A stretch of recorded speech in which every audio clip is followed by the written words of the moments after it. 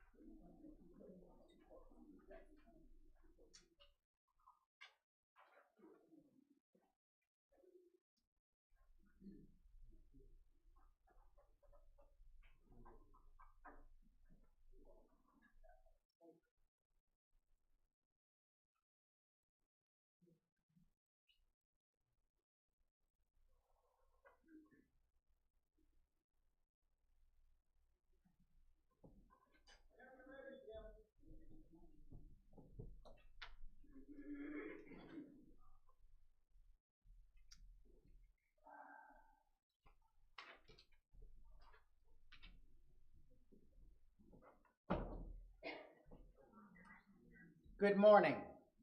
To those of you here in our sanctuary, to those of you viewing us online, my name is Raina Bick, and wait a minute, I'm not Raina Bick. My name is Jim Newtown. Raina Bick, who is scheduled to be worship associate, had a personal emergency, and I agreed to step in at the last minute. So, my name is Jim Newtown, and I welcome you to the Unitarian Universalist congregation of Flint, a progressive religious community in which people are free to be themselves without fear. If you would like more information about our faith tradition or the congregation, please feel free to talk with one of our ministers. How's my closeness here? Today, or via their contact information that may be found at uuflint.org. If you are a visitor and you are interested in receiving our weekly email newsletter, you may sign up at our website, scan the QR code on the back of your service, or complete the card in the seat backs you can find here in the sanctuary. Very pretty. Please see the back of your order of service for important announcements, but I'd like to quickly highlight a few. 1, your opinions matter. It is not too late to take the very short survey to determine future events here at UUCF.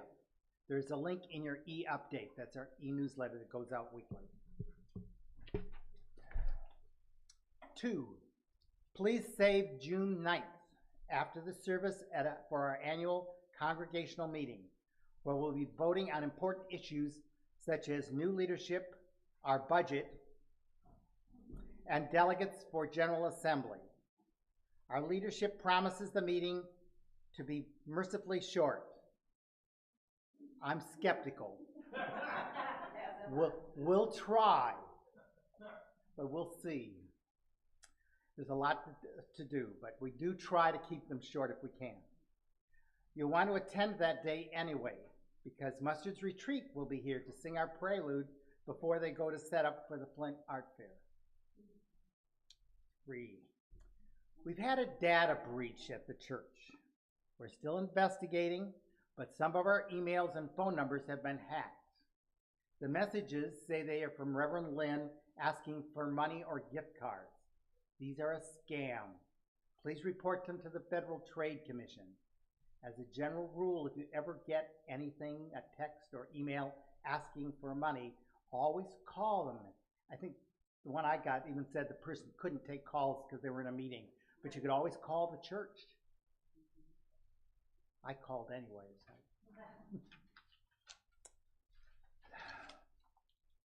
Our second Sunday offering is our congregation's monthly, wait a minute, did I finish that? I tell you about the Federal Trade Commission? Well, if you need help with that, feel free to come talk to someone. We'll see what we can do. Our second Sunday offering is our congregation's monthly social action project. This is something I'm personally quite proud that we do this. We take a special collection on that Sunday for a different nonprofit agency each month that serves people in need. It's kind of like our outreach to other nonprofit organizations. People are welcome to contribute at any time during the month as well. We make a point of mentioning on the second Sunday, but we can do it throughout the month. We're proud to say that we collect an average of $478 per agency, or a total of over $5,700 per year donated to nonprofits from our congregation. This month's recipient is Planned Parenthood of Flint. For more than 100 years, Planned Parenthood has promoted a common sense approach to sexual and reproductive health and well-being based on respect for each individual's right to make informed, independent decisions about sex, health, and family planning. They deliver vital health care, sex education, and sexual health information to people of all ages, gender identities, national origins, races, and sexual orientations. We hope you will consider contributing to Planned Parenthood by going to a donate page of the UUFlint.org, where you'll find an area marked Give to this month's second Sunday offering, or leave a contribution in the basket in the back marked Second Sunday as you leave today, or you may also send a check to the office. Please write the check to UUCF, but in the memo line, be sure to write Planned Parenthood on the memo line. Thank you.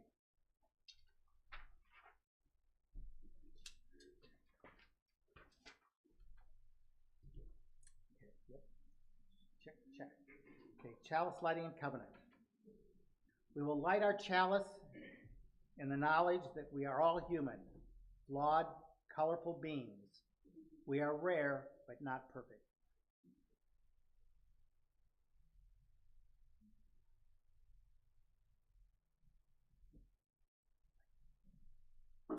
Please join me in reciting our covenant. Very good.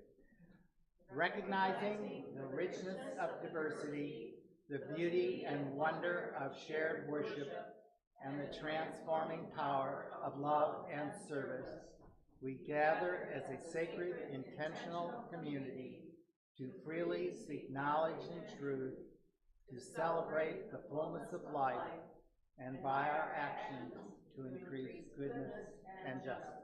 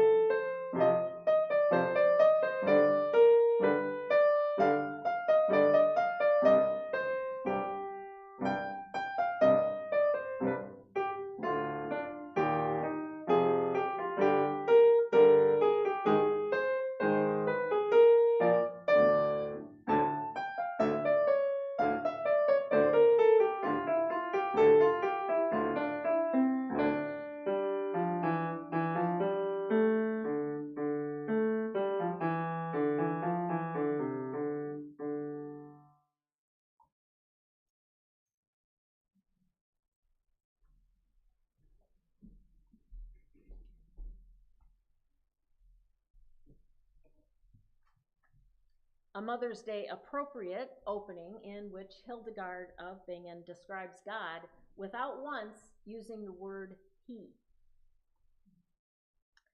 I am the fiery life of divine wisdom.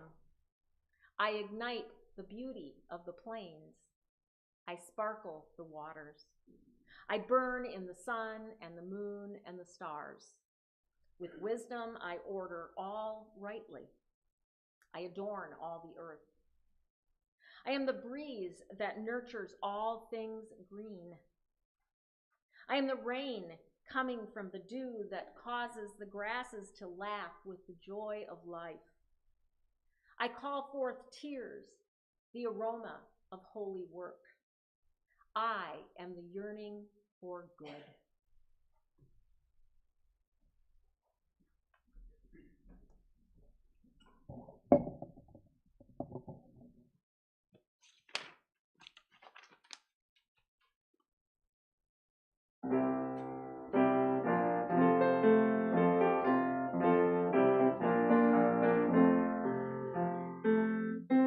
As I went down to the river to pray, studying about that good old way, and who shall wear the starry crown? Good Lord, show me the way. Oh, sisters, let's go down, come on down. Oh, sisters, let's go down to the river to pray.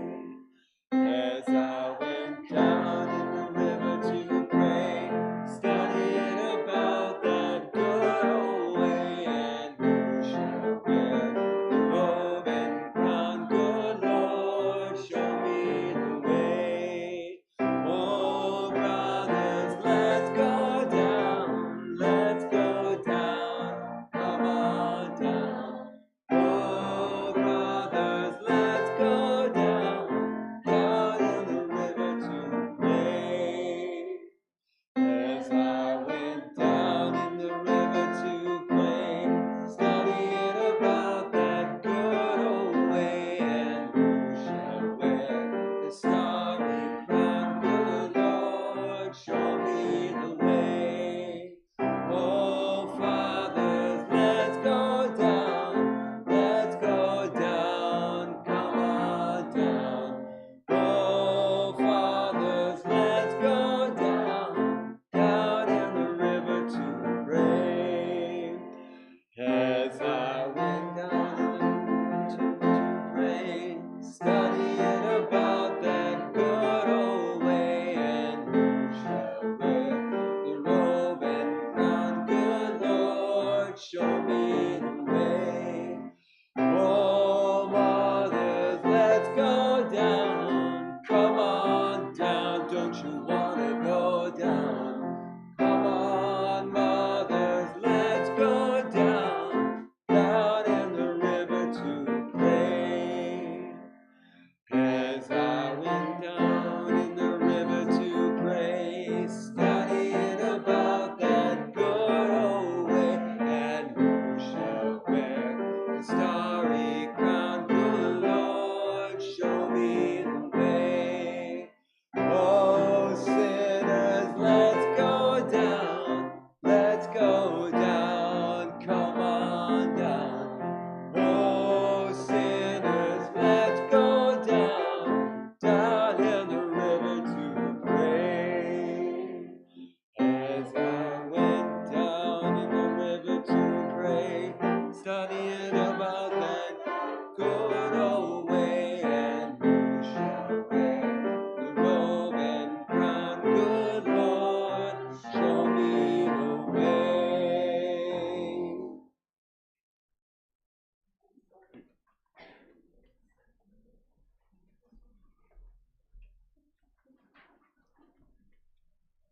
After our meditation words and silence, please feel free to light candles of joy or concern up front or in the back. And of course, you may also write in the book, and those joys or concerns will be printed in our e-update.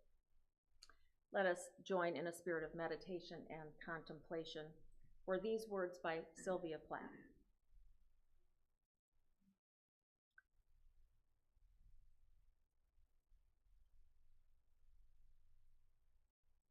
Love set you going like a fat gold watch. The midwife slapped your foot soles, and your bawled cry took its place among the elements. Our voices echo, magnifying your arrival. New statue. In a drafty museum, your nakedness shadows our safety. We stand round blankly as walls. I'm no more your mother than the cloud that distills a mirror to reflect its own slow effacement at the wind's hand. All night, your moth breath flickers among the flat pink roses. I wake to listen. A far sea moves in my ear. One cry, and I stumble from bed, cow heavy and floral in my Victorian nightgown. Your mouth opens clean as a cat's. The window square whitens and swallows its dull stars. And now you try handful of notes. The clear vowels rise like balloons. Let us enter into the silence.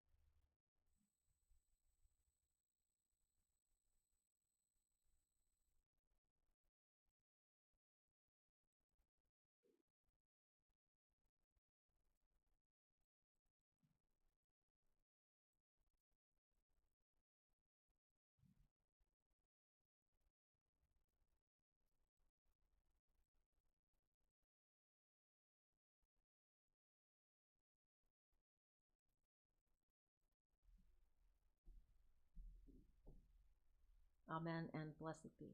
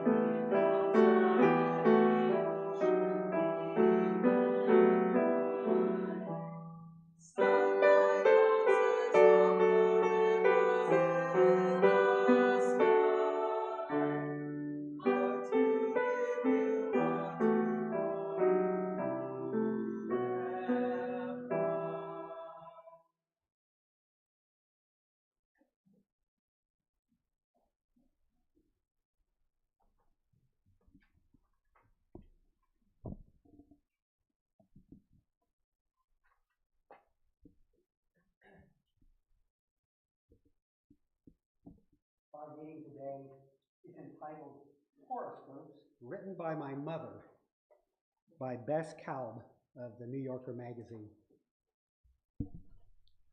Aquarius, your zodiac alignment this month is governed by Venus, the planet of intuition, something my daughter Bess seems to lack.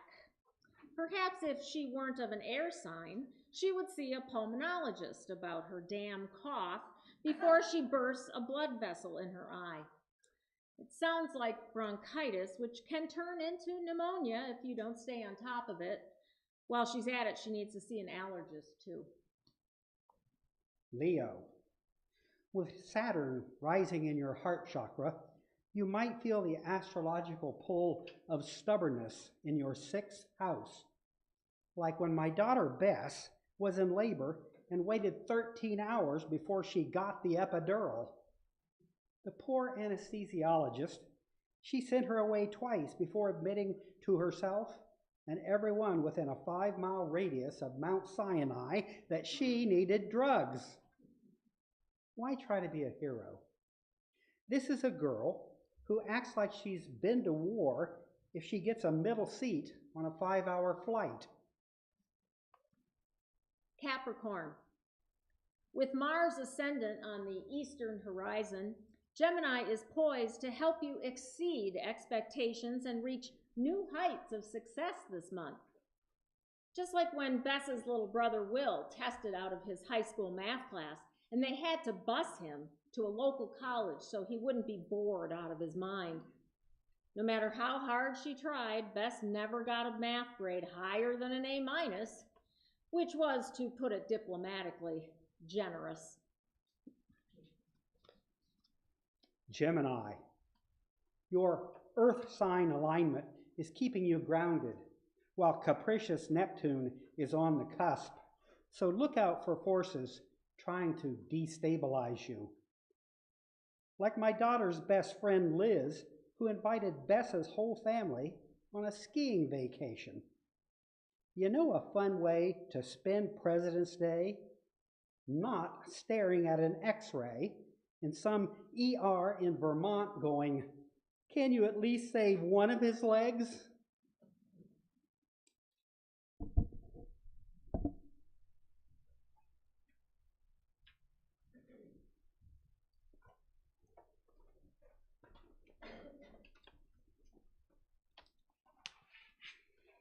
This is Julia Ward Howe's Mother's Day proclamation. Arise then, women of this day. Arise, all women who have hearts, whether your baptism be of water or of tears. Say firmly, we will not have questions decided by irrelevant agencies. Our husbands shall not come to us reeking of carnage for caresses and applause. Our sons shall not be taken from us to unlearn all that we have been able to teach them of charity, mercy, and patience. We women of one country will be too tender to those of another country to allow our sons to be trained to injure theirs.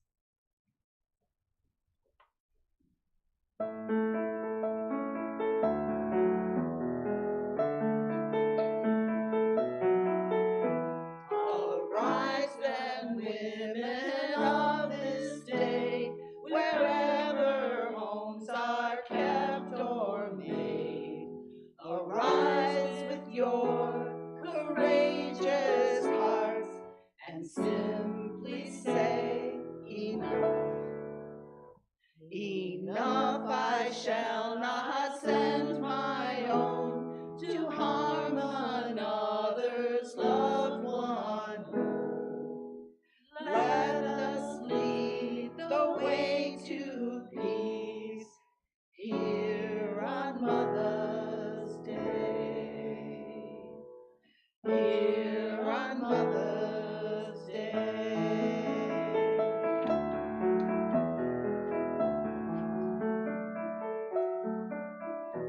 Of Eden you've created hell, our sons and daughters now as well.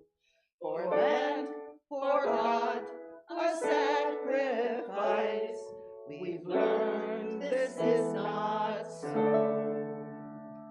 Not so, my sisters, gather here, for we've been washed in God's own tears. Let us lead the way to peace here on Mother's Day. Here on Mother's Day.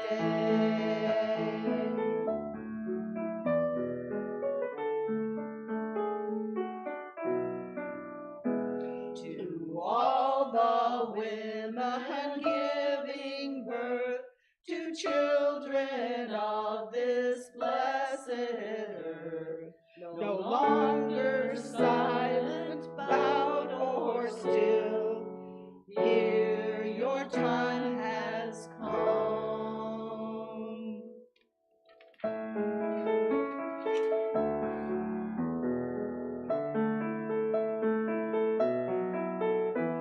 Arise then, women of this day, with lamps of love to light the way.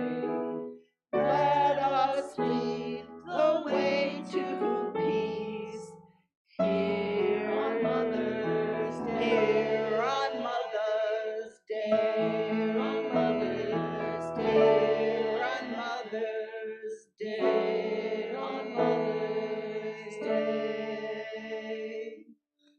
Here on Mother's Day.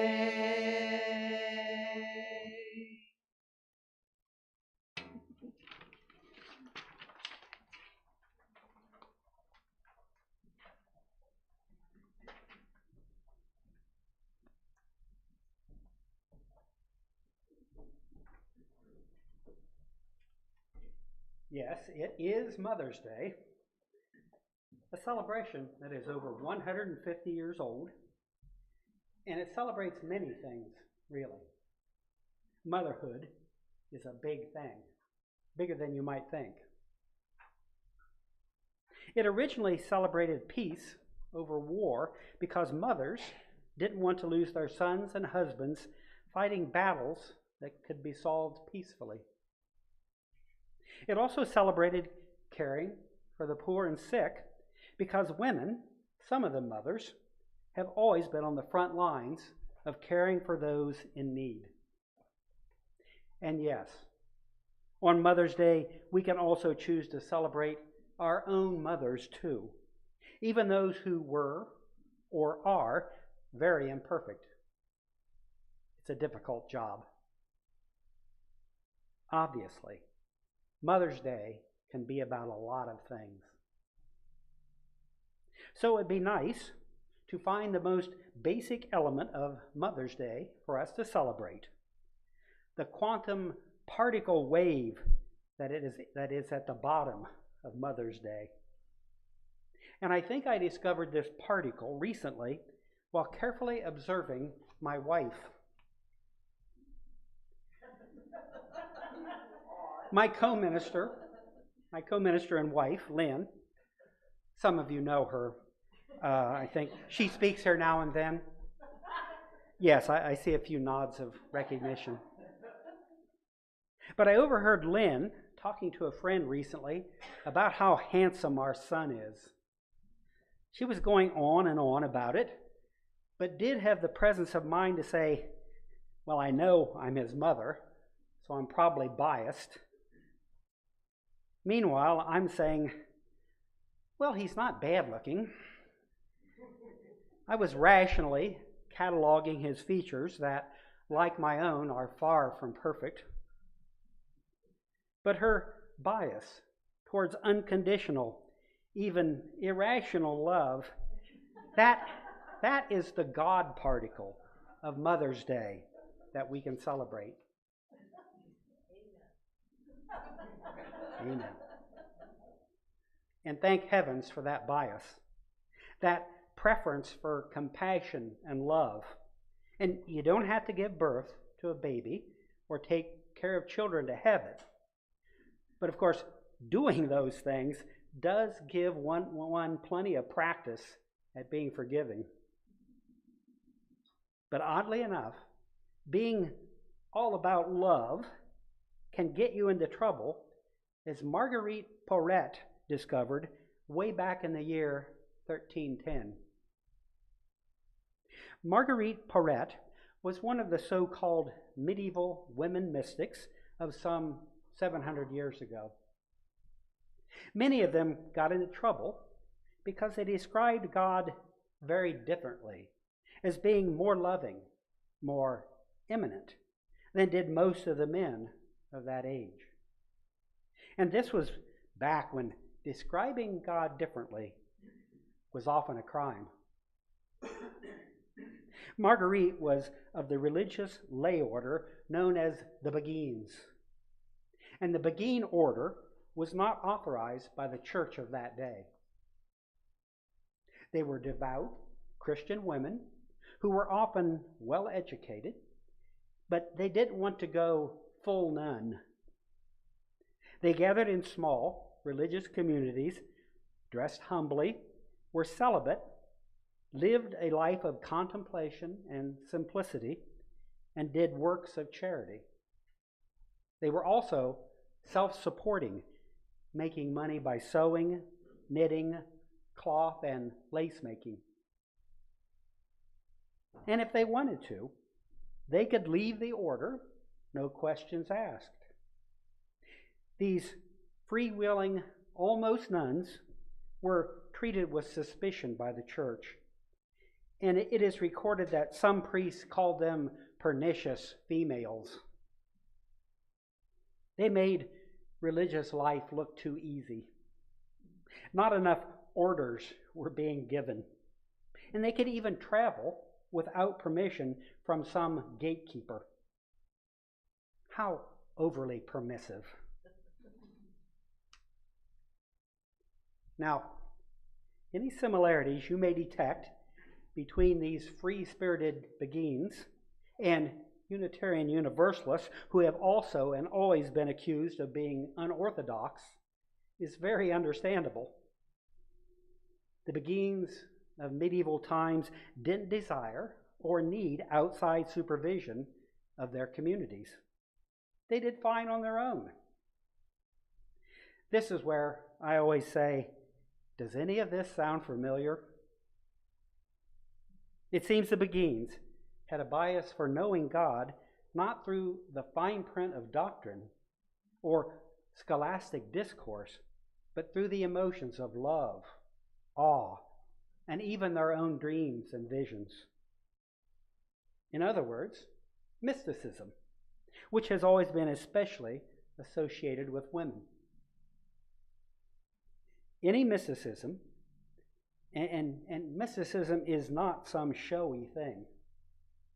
The medieval mystics just took their dreams seriously and trusted the goodness of their intuition. Anyone can have a mystical experience. Mathematicians can have mystical experience when doing math. And it can happen during fasting, in sports, when an athlete does something extraordinary they can't explain. Or it can happen when people experience or create art. Mysticism is simply knowing how to feel and see the amazing workings of nature, or of God if you prefer. See it in the breeze that nurtures all things green, as Hildegard said. And if you're open to it, you may have the feeling you are part of the breeze and part of all things green. But this mystical union with God was seen as an import from Greek thinking that took the focus off of the presumed saving act of Jesus on the cross.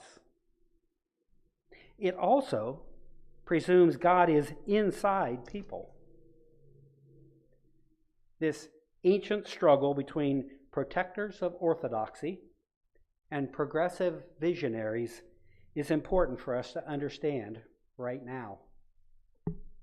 Right now, 700 years later, the way of the Beguines, the way of compassion, is back.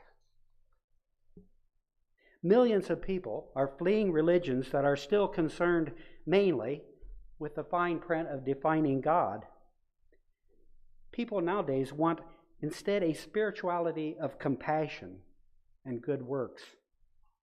The essence of Mother's Day is emerging and changing the world at this very moment. But Marguerite Porete and many other women mystics who helped start this change so many years ago had to do some hard work to get us here. In about the year 1290, Porete wrote the first version of her book, The Mirror of Simple Souls. And it included this passage. Love hath me so wholly in his keeping that I have not wit, nor will, nor reason to do anything but purely for God. Some folks be servants to the law, and others be above the law, not against the law, but a witness of truth. So she is fed and fulfilled. God is in her will. Sounds innocent enough to our ears, but our modern ears are those of Buddhists, Taoists, Sufis, of our own transcendentalists, and the original Jesus of Nazareth. But to the ears of the 14th century French Inquisition, the book proved Marguerite was a heretic who dared to say she was in some way one with God. Note to self. For best results when building a religion, definitely consider getting input from roughly 1/2 of the planet's people, women. The legendary Swiss psychologist Carl Gustav Jung may not appear in many Mother's Day sermons, but I think it would be good if he did. After studying the world's religions and having his own mystical inward journey, Jung realized that any understanding of God that did not include the Great Mother would be unhelpful at best and disastrous at worst. So, when Pope Pius in 1954 agreed to the doctrine of the coronation of Mary in heaven, Jung saw this as the long-awaited fixing of the doctrine of the Trinity. It would change it to a quaternity, 4 elements. A quaternity that recognized the feminine side of God. Using a popular movie metaphor, we would call this returning balance to the force, and it is. Now, please note, they only crowned Mary as an important helper, not as God the Mother, which would have been great, but you take what you can get. And yes, this looks like a mathematical equation, and it is. It puts people in accord with the actual physical properties of nature, or God, if that is your language. Jung, and now many generations of Jungians, believe that having this equation in your religion and in your consciousness keeps men from, if you don't have it, men don't recognize their feminine side. So they don't integrate it into their conscious selves. So if the feminine does not appear in the version of your Godhead, men see women only as sex objects, not as the embodiment of some important wisdom. Men who cannot bear to have women at the boardroom table don't do well with this math. Marguerite Porete was trying to teach this equation to the world in her book. It was a book that spoke of a God who was pure, unconditional love that you could know through your own love, through your emotions. like a good mother, Marguerite knew you had to lead with your heart, and that didn't mean throwing away your reasoning. She wrote, "Theologians and other clerks, you won't understand my book. However bright your wits, you won't understand my book if you do not meet it humbly. And in this way, love and faith make you surmount reason. For love and faith are the protectors of reason's house." In 20th century words, she was saying you need love and faith in addition to reason in your quest to know God. Her book explored the landscape of the human soul and simply guided people towards spiritual perfection. But the inquisitors didn't like books that said people could be perfected. Remember, in medieval times, people were supposed to focus on suffering for their sinfulness. Sometime around the year 1305, her book was deemed heretical, and a bishop condemned it to be publicly burned in her presence at Valenciennes, France. Perret was ordered not to circulate her ideas or the book again. She ignored the warning and continued to do so. Now you will notice that Marguerite had a stubborn, know-it-all streak in her, automatically qualifying her to be posthumously a Unitarian Universalist. It wasn't long before she was arrested, evidently because she gave her book to the local bishop for him to examine. Not a good idea if you want to stay safe, but she wasn't going to give up. We know little of the details of her arrest, or of her life for that matter.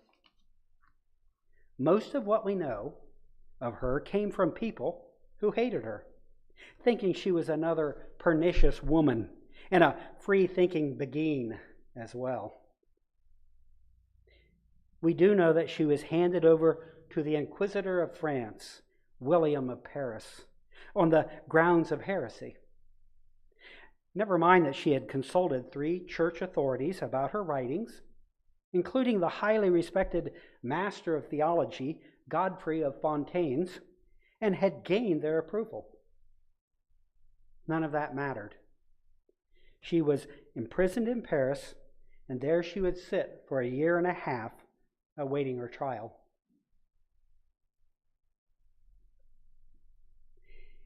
It happened in the 1980s, during the lifetime of most of us here, but if you're younger, it belongs to you too, as it is a very recent development.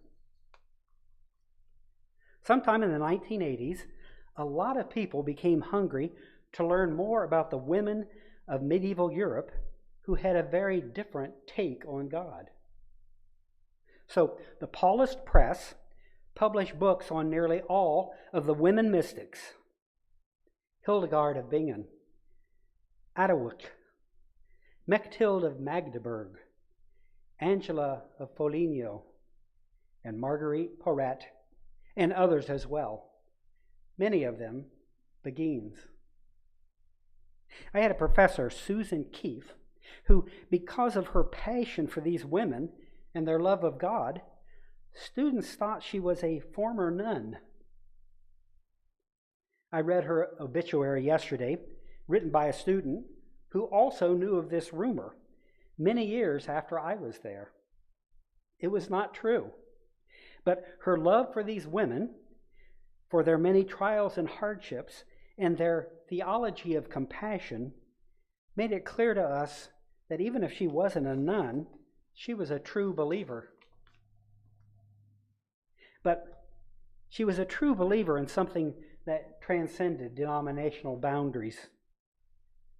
Susan Keefe was not worried about making us Catholics. She was, like the mystics themselves, spreading the word about a God who was not the tribal storm god Yahweh, who beat up on the Canaanites with a mighty hand. Now, this was a night class, so I was usually wired on Diet Coke to stay awake. But the universality of this spirituality also kept my eyes open. And I've come to believe that our little group here, we modern-day, tree-hugging, environmentalist mystics, we're not that different from the mystics of medieval Europe. And by the way, many of them were men, but that is the Father's Day sermon. Like us, the mystics of long ago hungered to find a way forward that did justice in the world. Yes, they longed for an afterlife where everything was perfect, but their faith wasn't all about how to get into heaven. The language we use, of course, is very different, but there are universals, like their bias towards compassion, that makes us kin. So thank you, Professor Susan Keefe.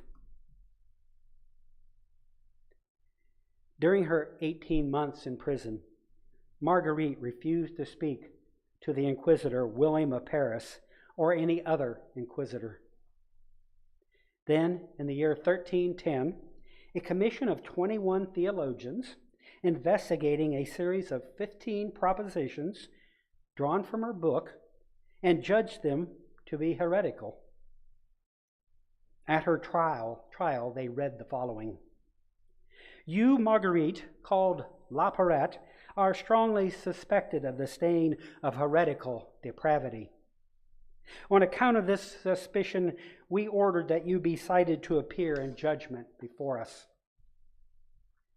You appeared at this trial and were personally commanded by us canonically and legally and on several occasions to swear an oath concerning the whole pure and full truth about what was spoken by you and others concerning those things which are known to fall under the jurisdiction of the office of Inquisitor. Yet you refused to swear the oath. Even though you were questioned by us many times and in many places about this, you always remained contumacious and rebellious about these matters." We don't know what she said at her trial, if anything. We know that she never recanted. A man was tried at the same time for heresy. It was a man of the Begards order, the Begards, which was the male counterpart of the Beguines order for women. He recanted, said he changed his mind about his beliefs, and was simply imprisoned for life. But not Marguerite. Her supposed crime was in saying that God had completely taken over her will. This union with God is, of course, everyday stuff for many religions, especially those of the East. Meister Eckhart, who lived at the same time, said exactly the same thing, but got away with a slap on the wrist. He had good connections in the church. On June 1st, 1310, Marguerite was burned at the stake in some now forgotten jail in Paris. Good Christians were not supposed to draw blood, so burning a person alive allowed executioners to remain holy. A chronicler of the time claimed Marguerite almost certainly recanted as she burned, because onlookers were crying. The chronicler reasoned that they would not have cried if she had died a heretic. There is no monument in Paris that you can visit to honor her. Copies of her book were collected and ceremonially burned along with them, and they were banned again as well. But the book was not destined to die with her. It was soon translated into Latin, Middle English, Middle French and Italian, circulated in France, Italy, Germany, England, and Bohemia, but of course not with Perret's name attached to it. Soon people forgot who wrote it. And for over 700 years, no one knew the name of the author of this amazing little book. They often called it simply The Mirror. The devout Beguines were condemned in 1311 at the Council of Vienna. The movement declined dramatically in the 15th century, but some Beguine communities survived until the early 20th century. Then in 1946, a 15th century manuscript of The Mirror of Simple Souls was found in a collection purchased by the British Museum in 1911. It was brought to the attention of a scholar of medieval literature, Romana Guarnieri. She decided she wanted to solve the 700-year-old mystery of who wrote The Mirror. Soon she found another copy in one of the oldest libraries in Europe, the Bodleian Library at Oxford University, and then another copy at St. John's College in Cambridge. Her precise linguistic analysis proved that the long unknown author of this little ancient book was Marguerite Perret, the woman who was burned alive just for her understanding of God. Her book has now taken its place alongside the other seminal works of medieval spiritual literature, complete with the inevitable attached lesson that terrible things are often done in the name of so-called religious orthodoxy. It is a lesson that shapes progressive Christianity in our own time. Another Beguine mystic, Mechtild of Magdeburg, lived 80 years before Perret.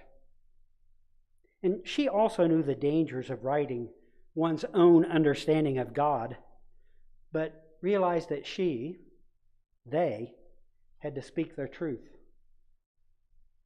She wrote what has now become a very fitting epitaph for Marguerite. Mechtild said, "I was warned against writing my book. They said, if one did not watch out, it could be burned. So I did as I used to do as a child when I was sad. I prayed. At once, God revealed himself to my joyless soul, held this book in his right hand and said, 'My dear one, do not be overly troubled. No one can burn the truth.' Marguerite, Mother of Compassion, we are with you." Thank you.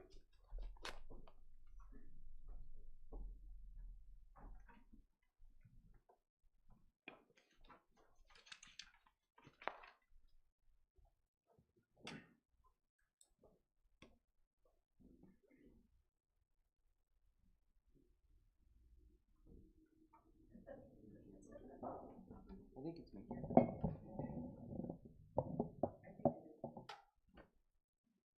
Pardon us, we were fighting over whose turn it is.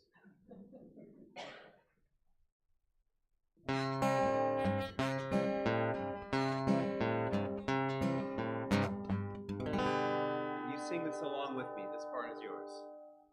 Oh, the buzzing of the bees and the cigarette trees, the soda water fountain, where the lemonade springs and the bluebird sings in the big rock candy mountain. We have to add a little nuance to that. Let me do a little swoop on the buzz. Oh, the buzzing of the bees and the cigarette trees, the soda water fountain, where the lemonade springs and the bluebird sings in the big rock candy mountain. One evening as the sun went down, the jungle fire was burning. Down the track came a hobo hiking. He said, boys, I'm not returning. I'm headed for a land that's far away beside the crystal fountain. So come with me and we're going to see the big rock candy mountain. In the big rock candy mountain, there's a land that's fair and bright, where the handouts grow on bushes and you sleep out every night. Where the boxcars all are empty and the sun shines every day.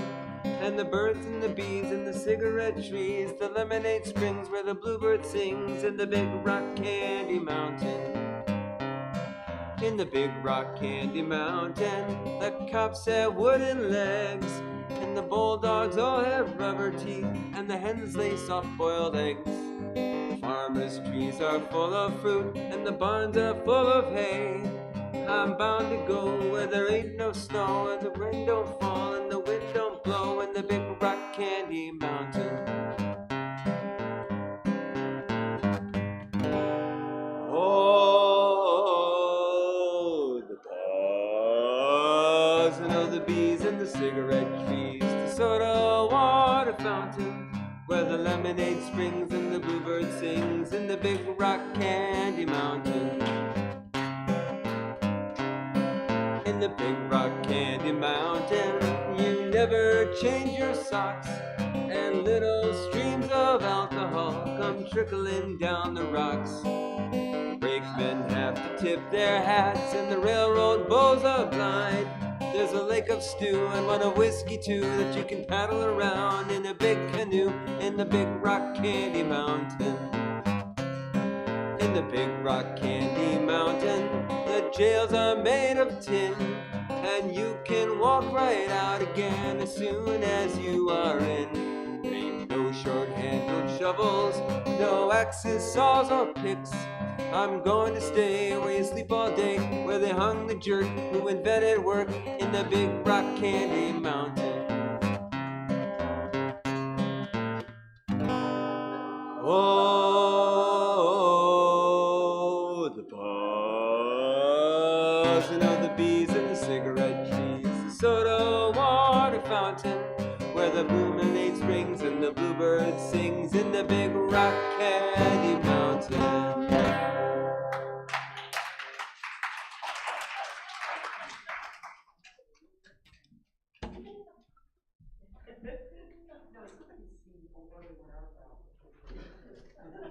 Love that song.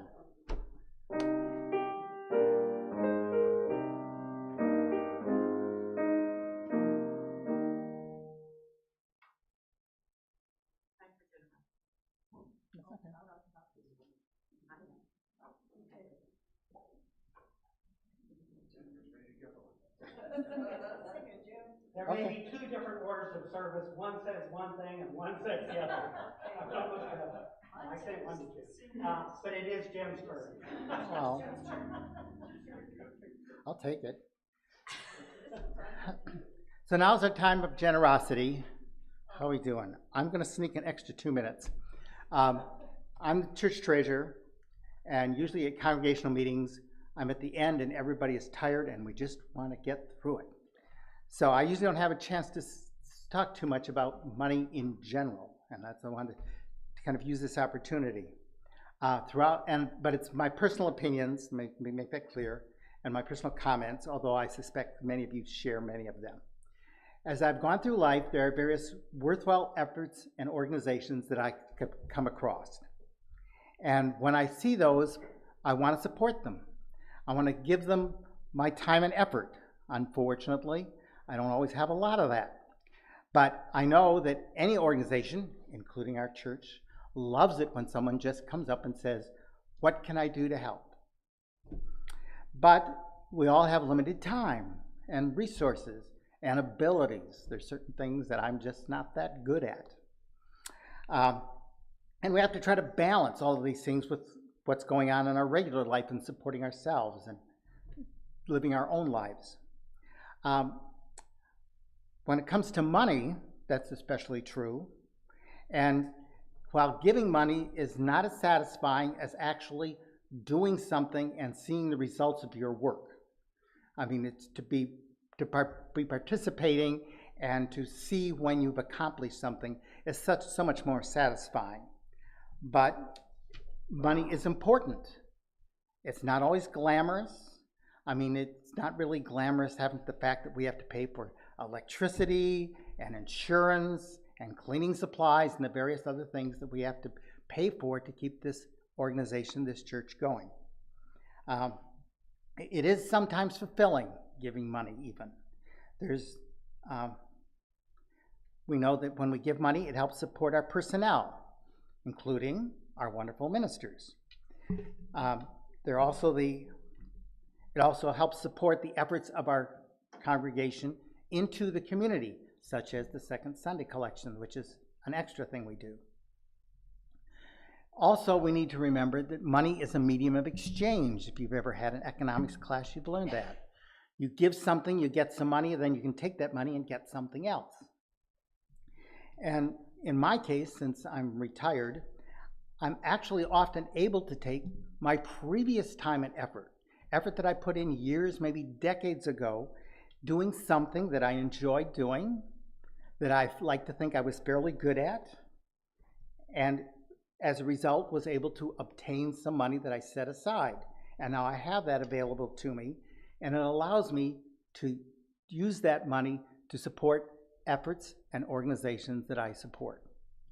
I would like you to consider doing that. Individually and together, we are Unitarian Universalists, building a world filled with peace and justice and love and joy. We invite you to join us as we take the collection by placing our offering in the back of the church as you leave, or by making an online gift at uuflint.org. And thank you for all the ways you support your UUCF. Thank you.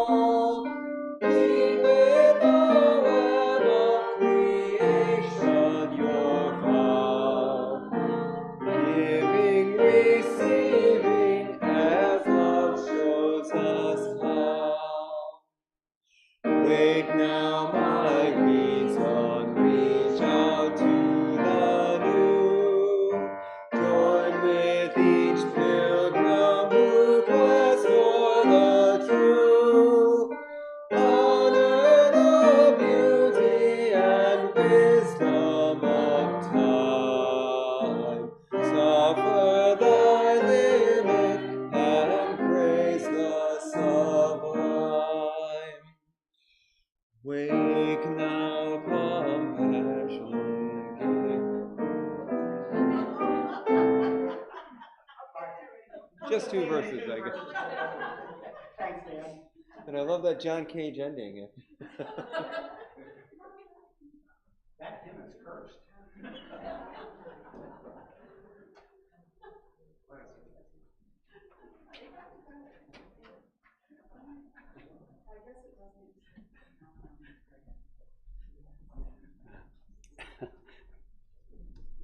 Our closing words are those of Marguerite Porete. Whoever has it, let her keep it, for it is the most perfect gift that God giveth to creatures. This is a scholar of divinity. She sits in the valley of meekness, and on the plain of truth, and on the mountain of love, and there she rests. And now let's extinguish our chalice. We extinguish this flame, but not the light of truth, the warmth of community, or the fire of commitment. These we carry in our hearts until we are together again.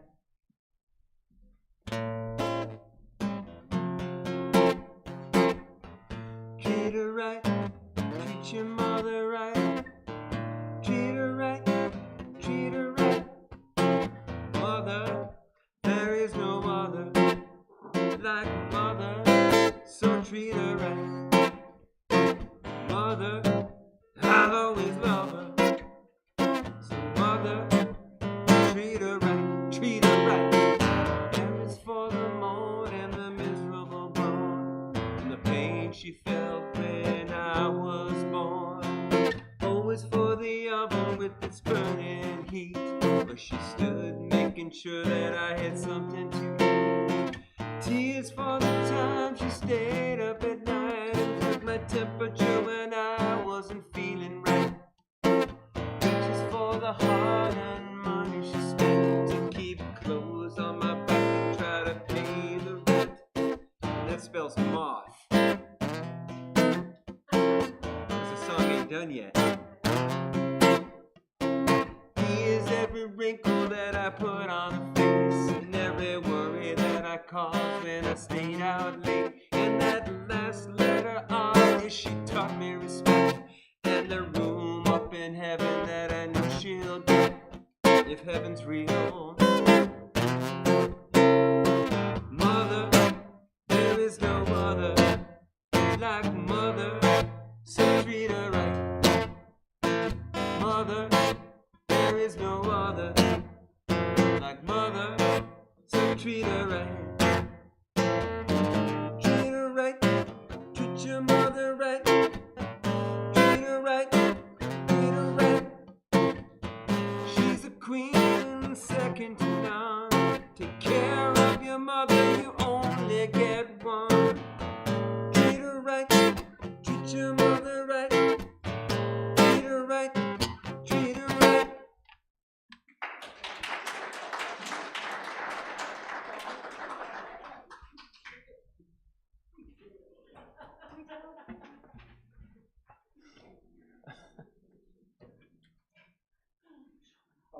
This is the time.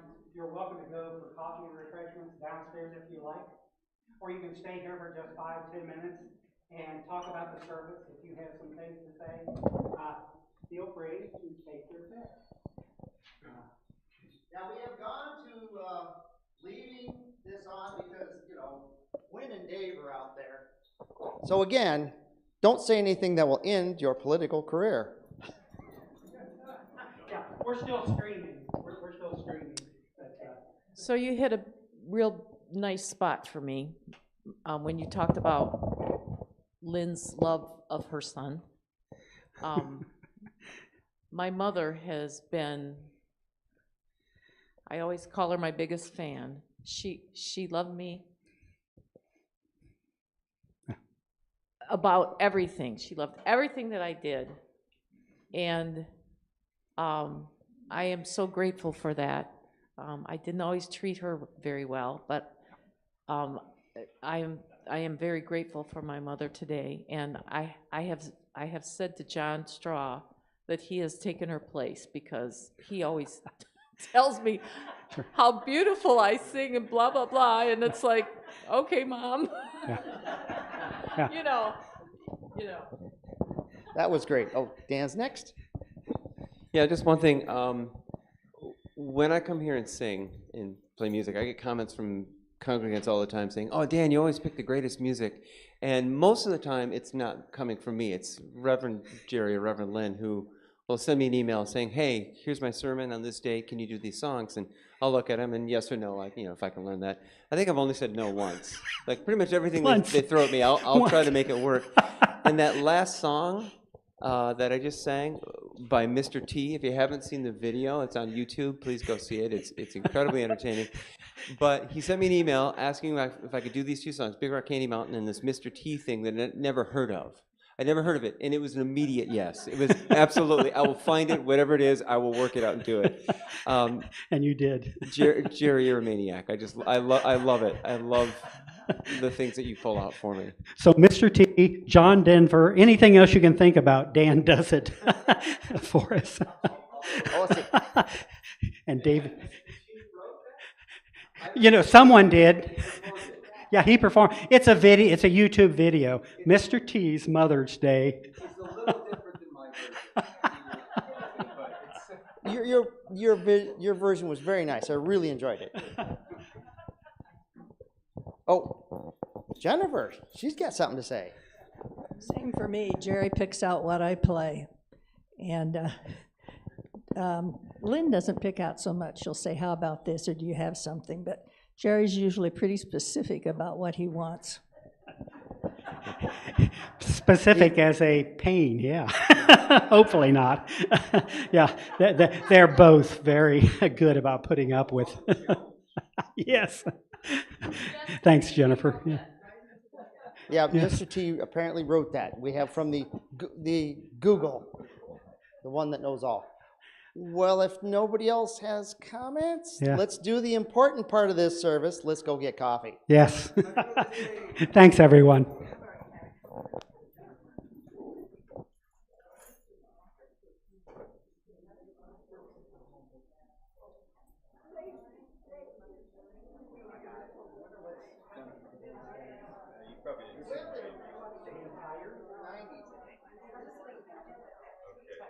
So I responded to your email. I've got, right now, Monday, Tuesday, Thursday, Friday, Saturday morning available. I want to come out and serve it. Task that you Thank you. You know your schedule. I also have some time